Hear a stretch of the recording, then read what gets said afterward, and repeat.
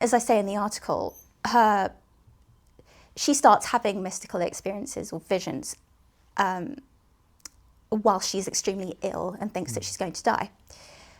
So after getting better, she writes an initial text, which she calls the short text, and she writes down all of these visions. And we think that maybe that text was then used to apply to become an anchoress, when an anchoress is somebody who sort of lives in a cell, sort of adjacent to a church and doesn't really come out again.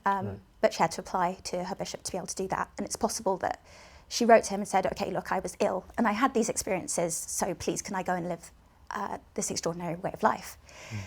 But then years later, she comes back to reflect on those experiences a lot more carefully. And this is probably decades later.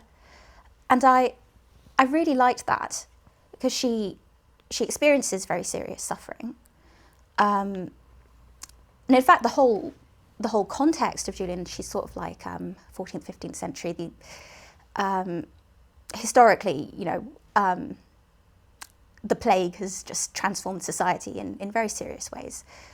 She's come close to dying herself, and she doesn't necessarily present direct answers immediately.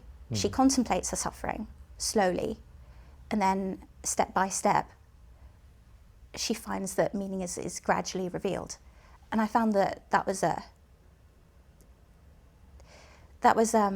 think, quite an effective way of dealing with pain as and when it comes.